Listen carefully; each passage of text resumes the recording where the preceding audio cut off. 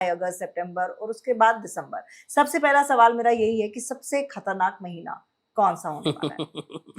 देखिए, कोई एक पर्टिकुलर मंथ की मैं बात नहीं करूँगा यहाँ तमन्ना जी, और ये मैं लगभग पिछले 1.5 वर्ष से बोल रहा हूँ कि 2026 पूरा बहुत खराब है।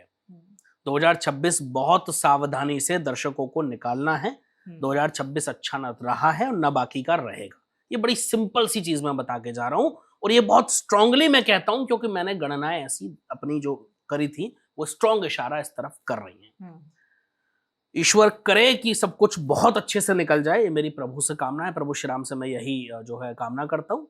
बट बहुत संकटों वाला साल है, बहुत संभल के चलें, बहुत बड़े डिसीजंस अगर आप ले रहे हैं इस वर्ष में तो ना लें, टाल दें। बृहस्पति का कर्क राशि में आना यानी बहुत सारी समस्याओं का समाधान होते हुए भी आप देखेंगे, लेकिन मैं फिर कह रहा हूं 2026 का अंत बहुत खराब है। संभल के चलिएगा, सब लोग स्वस्थ रहें और सब लोग सतर्क रहें, ये हमें ध्यान रखना है, और प्रभु से मेरी कामना है कि सब लोग अच्छे से जीवन यापन कर पाएं, ऐसी मैं ईश्वर से कामना करता हूं। हुँ। ऐसा आप क्यों कह रहे हैं और इतना श्योरिटी के साथ आप कैसे कह सकते हैं कि बहुत सँभल के रहने की ज़रूरत है? जो गणनाएं हैं, आज गणनाओं की बात कर लेते हैं तमन्ना जी। जब हम गणनाओं की बात करते हैं तो हम नक्षत्र की बात करते हैं, हम जो ट्रांजिट है ग्रहों के उनकी बात करते हैं, वो किस राशि में हो रहे हैं, किस नक्षत्र में हो रहे हैं, किस समय पर हो रहे हैं। और ये सब गणनाएं मैंने जब 2024-25 में करी थी, उसी समय मैंने बोल दिया था कि 2026 बहुत खतरनाक साल होगा। आप देखिए खतरनाक आपके सामने कौन सी कमी है।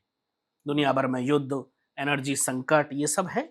मैंने एक चीज बहुत पहले बोल दी थी कि कोई बहुत बड़ा संकट नहीं आने वाला है, इसलिए घबराना नहीं है, सतर्क रहना है, सावधान रहना है।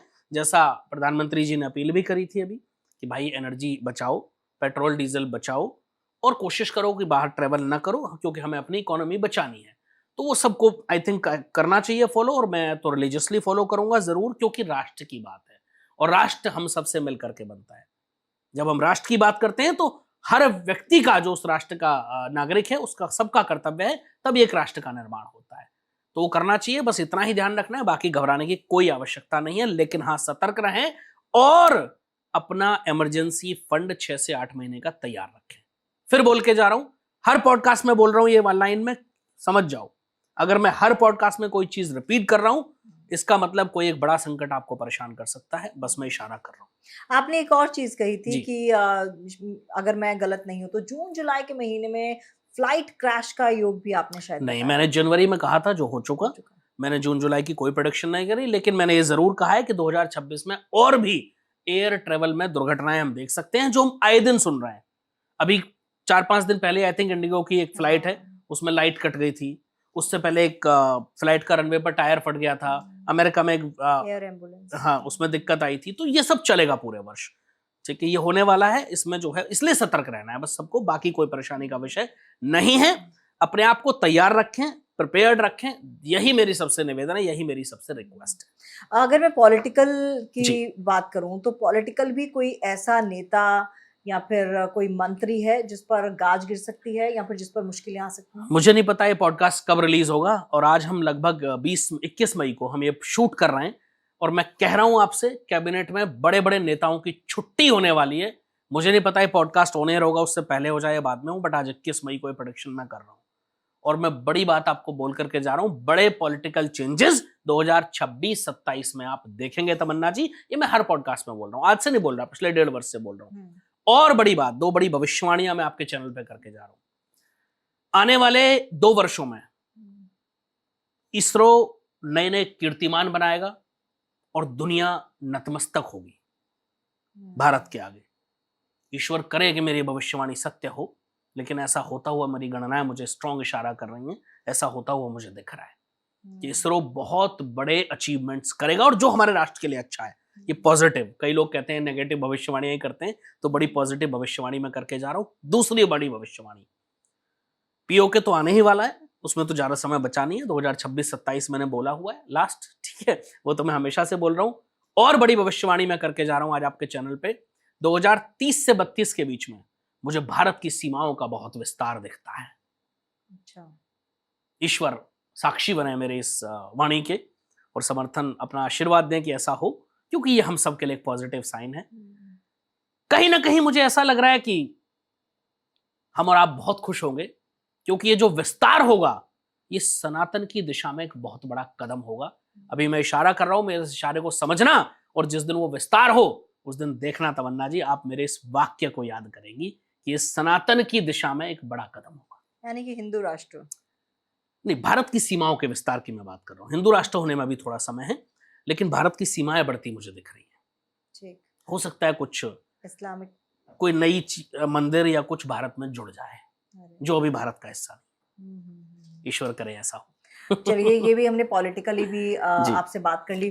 क्या कुछ ऐसा भी होगा जिस पर विश्वास करना मुश्किल हो जाएगा? जैसे मैंने जिक्र करूं तो यही जो मैं अभी अच्छा बोल रहा ये था, इस पर कोई भरोसा नहीं कर रहा है अभी, लेकिन मैं बोल करके जा रहा हूं, कोई बड़ा मंदिर जिसको सनातन की बहुत बड़ी आस्था का प्रतीक माना जाता है, वो भी भारत में नहीं है।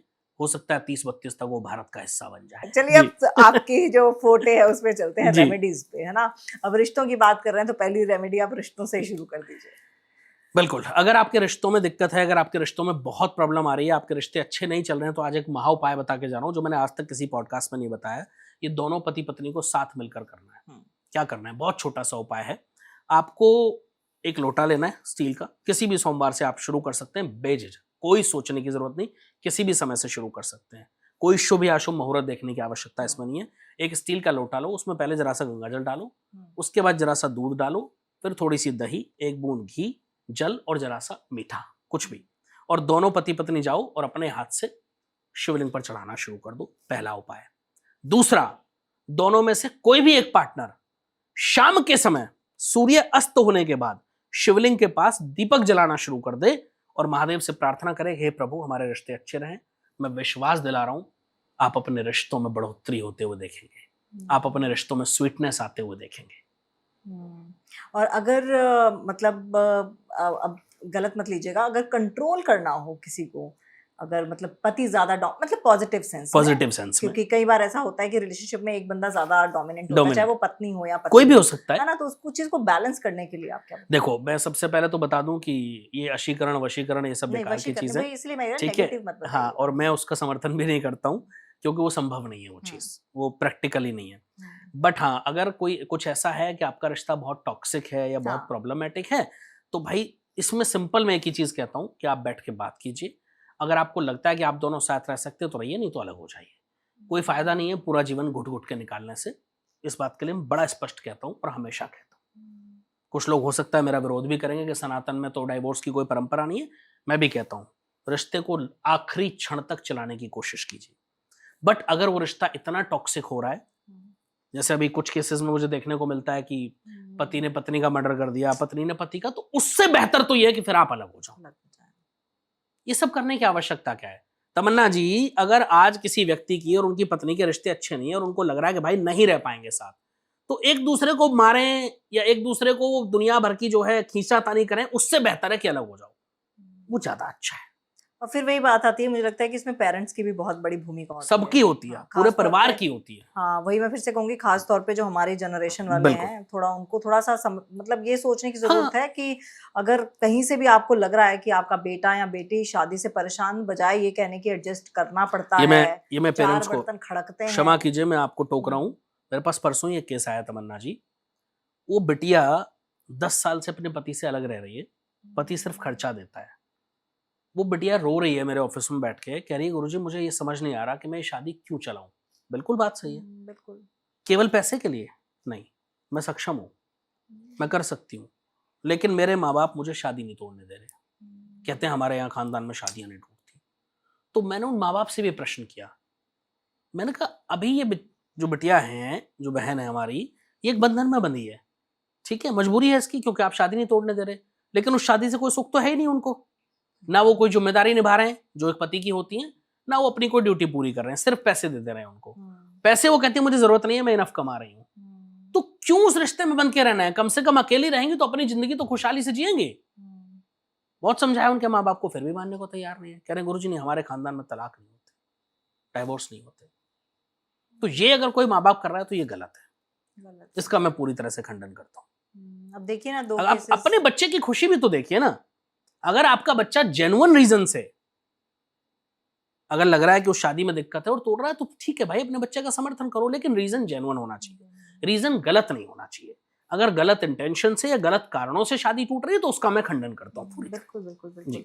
और ऐसे कई एग्जांपल्स अभी हमने रिसेंटली देखे, ग्रेटर जी नोएडा के ही 2 एग्जांपल्स हैं जिसमें हाँ लड़कियों के साथ इस तरह की चीजें हुई हैं। और लड़की लड़का, मुझे लगता है आजकल तो जेंडर डिस्क्रिमिनेशन रह नहीं गया, रह नहीं गया। आजकल तो दोनों के साथ ही हो रहा है। लेकिन अगर कहीं भी आपको लगता है तो मुझे लगता है बहुत जरूरी है कि इसको वहीं पर रोक दें। बिल्कुल, बहुत बहुत आवश्यक है। और जहां पर हम कहते हैं ना पेरेंटिंग जरूरी है, तो मुझे लगता है पेरेंट्स की पेरेंटिंग भी बहुत जरूरी हाँ, है। पेरेंट्स की पेरेंटिंग भी जरूरी है। और बच्चों को मैं हमेशा कहता हूँ कि भाई या बिटियाओं को या सबको जिनके भी रिश्ते में दिक्कत है, मैं कहता हूँ अपने परिवार से डिस्कस कीजिए।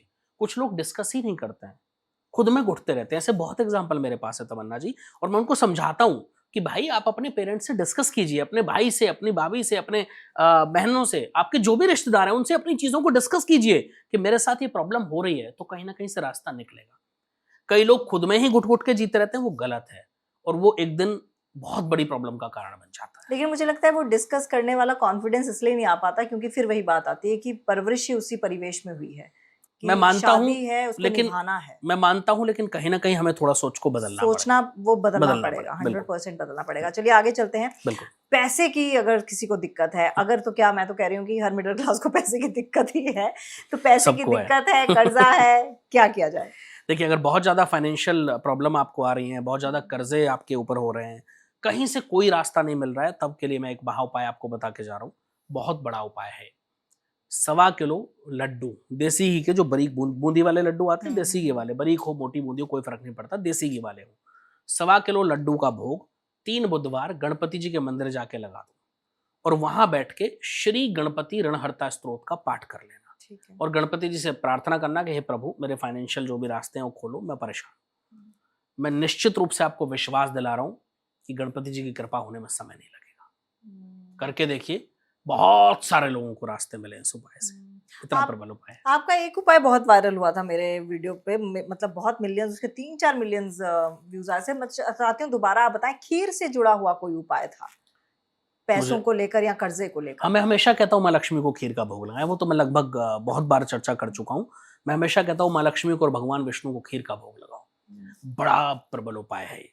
हाँ। और इसमें भी एक और चीज जोड़ रहा हूं तमन्ना जी, आप एक दक्षिणावर्ती शंख ले आओ और एवरी थर्सडे उस शंख में जल भर के भगवान विष्णु का और माँ लक्ष्मी का अभिषेक करो। साथ में गणपति जी का भी कर सकते हो, कोई प्रॉब्लम नहीं है। और उसके बाद उनको खीर का भोग लगाओ एवरी थर्सडे। कभी एकादशी वगैरह है तो चावल नहीं चढ़ता, मखाने की खीर का भोग लगा सकते हो। विश्वास कीजिए, आपके जीवन में फाइनेंशियल ग्रोथ होनी शुरू हो जाएगी और आप कुछ ही समय में महसूस करेंगे। ये लोगों ने किया था सवाल कि एकादशी में चावल की खीर हाँ, उस चढ़ाएं। समय आप दूध और मखाने की खीर बनाओ। बिल्कुल। इसके अलावा संतान प्राप्ति के लिए कुछ उपाय? संतान प्राप्ति यदि नहीं हो रही है, बहुत कोशिशें कर ली, बहुत पहली चीज, अगर संतान उत्पत्ति में बाधा है, डॉक्टर के पास जाओ। अगर कोई मेडिकल प्रॉब्लम है तो ट्रीटमेंट कराओ। हम लोग एक ऐसे युग में रह रहे हैं जहां मेडिकली बहुत सारी चीजें पॉसिबल है। लेकिन अगर ट्रीटमेंट के बाद भी योग नहीं बन रहा है तो अपनी दोनों पति पत्नी की कुंडली किसी अच्छे ज्योतिष को दिखा लो। हो सकता है कि आप दोनों के कोई कार्मिक पैटर्न ऐसे हो, आप दोनों की कुंडली में कोई ग्रह दोष हो जिसकी वजह से संतान उत्पत्ति में बाधा है। उसका अगर उपाय है तो कोई अच्छा ज्योतिष जो भी है वो बता देंगे, नहीं है तो भी स्पष्ट बता दिया जाएगा। बहुत केस मेरे पास ऐसे हैं तमन्ना जी जिनके 15-15 साल बाद बच्चे हुए हैं। कुंडली दिखाने के बिल्कुल, 15-15 साल ट्रीटमेंट करा के थक गए थे। और कई केसेस ऐसे भी हैं मेरे पास जिनको मैंने स्पष्ट कह दिया कि भाई आपके जीवन में संतान सुख नहीं। तो मैं बहुत क्लियर बात करता हूँ, तो उसके लिए कुंडली दिखाना जरूरी हो जाता है। मैं हमेशा कहता हूँ, और उस केस में दोनों पति पत्नी की कुंडली दिखाएं। एक की कुंडली दिखाने से कभी काम नहीं चलता संतान के केस में। और अभी रिसेंटली कई ज्योतिषी ये भी बता रहे हैं कि बच्चों के लिए साल थोड़ा सा खराब हो सकता है। सबके लिए ही खराब है, मैं तो यही कहूंगा। उसमें क्या बच्चे, क्या बुजुर्ग, क्या जवान, तो सबके बच्चों लिए को अच्छा लेकर नहीं है। क्या उपाय है? मैं तो इतना ही कहता हूँ कि बच्चों को हमेशा सनातन से जोड़ें, संस्कृति से जोड़ें, हनुमान चालीसा पढ़वाएं अपने बच्चों को और उनको अपनी धार्मिक चीजें जरूर बताएं। आप पहले क्या होता था, हमारी जो नानी थी, हमारी दादी थी, हमें छोटी छोटी कहानियां सुनाती थी, धार्मिक कहानियां। उन्हीं से तो हम इतनी सारी चीजें सीखे। बाद में आकर के पढ़ाई करी, बचपन में तो इतना पढ़ते नहीं थे शास्त्र वास्त्र, हम वहीं से सीखे सब।